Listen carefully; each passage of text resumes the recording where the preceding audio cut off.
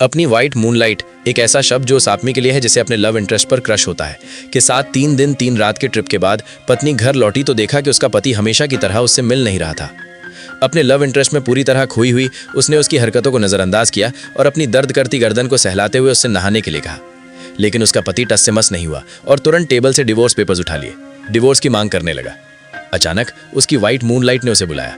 उसकी मीठी खुशबू में खोई हुई उसने अपने पति की एक भी बात नहीं सुनी और जब उसने उससे डिवोर्स पेपर्स पर साइन करने के लिए कहा तब भी उसने बिना सोचे समझे साइन कर दिए। उसे क्या पता था कि इस थोड़ी सी चूक की वजह से बाद में सच्चाई जानने पर उसे बहुत पछतावा होगा। उस शाम वो अभी भी अपनी वाइट मूनलाइट के साथ जोश से बातें कर रही थी। ऐसा लग रहा था कि वो उससे अलग होना चाहती है। उसने मांग की कि वो सोते समय उससे दूरी बनाए रखे, वरना वो बिना कुछ कहे देश छोड़कर चला जाएगा और कभी वापस नहीं आएगा। उसे डर था कि वो उसे फिर से छोड़ देगा, इसलिए वो उसकी बेवजह की मांग मान गई। जब उसके पति ने नहा धोकर सोने की तैयारी की तो औरत अपने आप एक तरफ हटते हुए जिस आदमी ने ये सीन देखा था उसके दिल में बहुत दर्द हुआ। उसे यकीन नहीं हो रहा था कि उसकी पत्नी जो कल तक उसके साथ इतनी घुल मिल गई थी अब उससे दूर हो रही है क्योंकि उसकी सफेद चांदनी उसकी प्रेमिका विदेश से लौट आई है। दिल टूटकर उसने तुरंत कुछ समय के लिए बाहर जाने का सुझाव दिया, लेकिन उसकी पत्नी को लगा कि वो राई का पहाड़ बना रहा है।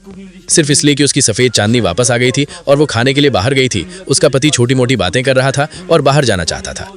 उसने कहा कि चूंकि उसके पति को लगता है कि वो और उसकी सफेद चांदनी करीब नहीं है तो उसके लिए उसके साथ ना रहना सही नहीं होगा। इसलिए वो तुरंत बिस्तर से उठी और अपनी सफेद चांदनी से मिलने चली गई।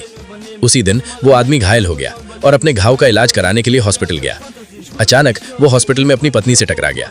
तुरंत ये पूछने के बजाय कि वो वहाँ क्यों है, उसने उसे बताया कि उसकी सफेद चांदनी बीमार है और हॉस्पिटल में भर्ती है और वो कुछ दिनों तक वहीं रहेगी, इसलिए वो शायद उसके साथ रहेगी और घर नहीं जाएगी।